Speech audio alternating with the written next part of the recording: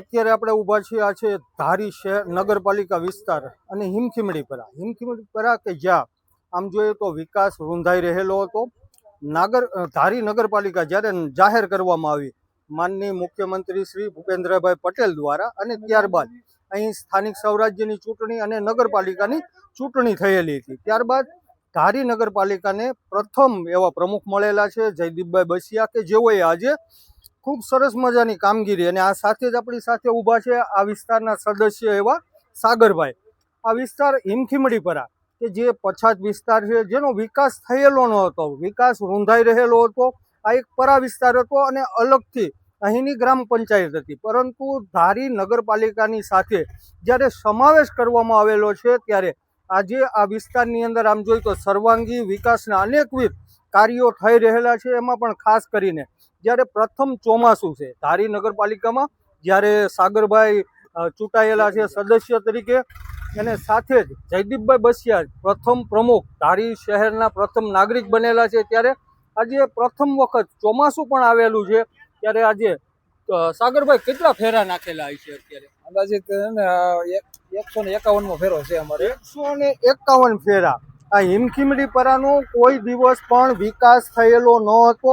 સતત આ વિસ્તારની સાથે અવગણના થઈ રહેલી હતી, પરંતુ ધારી નગરપાલિકાના પ્રમુખે અને અહીંના સદસ્યએ ઘણી રજૂઆત કરી કે આ વિસ્તારની અંદર અનેકવિધ સમસ્યાઓ લોકોને પડી રહેલી છે.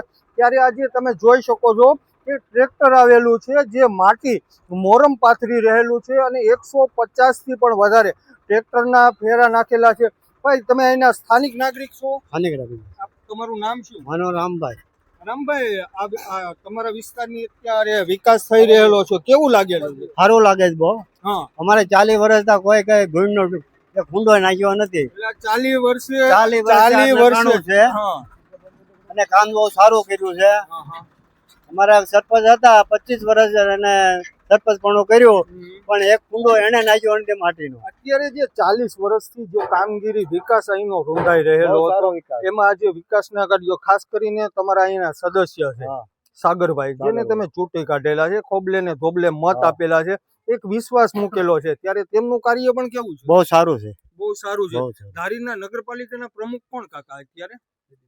જયદીપભાઈ બસિયા. એનું કામ કેવું છે? એનું કામ બહુ સારું. આજે આપણે જોઈએ ને તો આ સર્વાંગી વિકાસની આ પહેલ પણ જેને કહી શકાય, અને જયદીપભાઈ બસિયાની સાથે જ્યારે વાતચીત કરવામાં આવી તો તેઓએ એવો પણ વિશ્વાસ વ્યક્ત કરેલો છે, તમને સૌને ધરપત આપેલી છે કે આગામી દિવસોમાં આ પરા વિસ્તારની અંદર જેટલા પણ રોડ અને રસ્તાઓ એ આઝાદી પછી કોઈ દિવસ બનેલા નથી, એ રોડ અને રસ્તાઓ પણ બનાવવા છે. અને સીસી કે અથવા તો આપણે બ્લોક રોડ સરસ મજાના તમારા હિમખીમડીપરાના વિકાસ માટે આજે ધારી નગરપાલિકા એટલી જાગૃત છે. ત્યારે આપણે અહીંના બીજા પણ વિસ્તારના લોકોની સાથે વાતચીત કરીશું.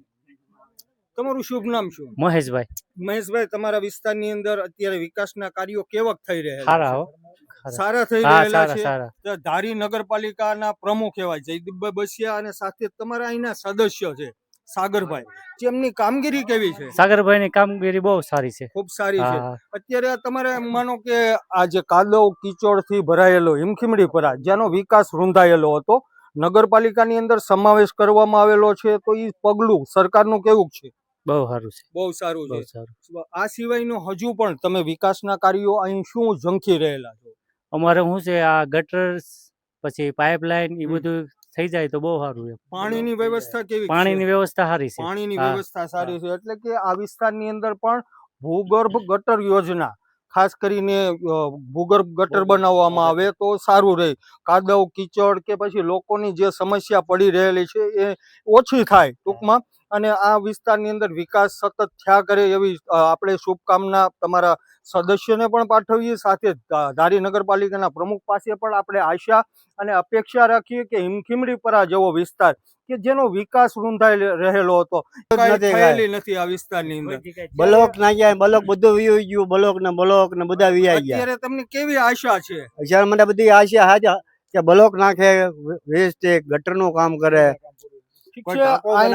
અહીંના જે સ્થાનિક પ્રશ્નો છે, ખાસ કરીને અહીંના મતદારો કહી રહેલા છે કે ધારી નગરપાલિકા ખાસ કરીને પાયાની સુવિધા, રોડ, રસ્તા, ગટર અને પાણીની જે 4 આપણી પાયાની પ્રાથમિક સુવિધા હોય, સ્ટ્રીટ લાઇટ હોય, આ બધી સગવડતાઓ કરી આપે તેવી આશા અને અપેક્ષા હિમખીમડીપરાના લોકો રાખી રહેલા છે.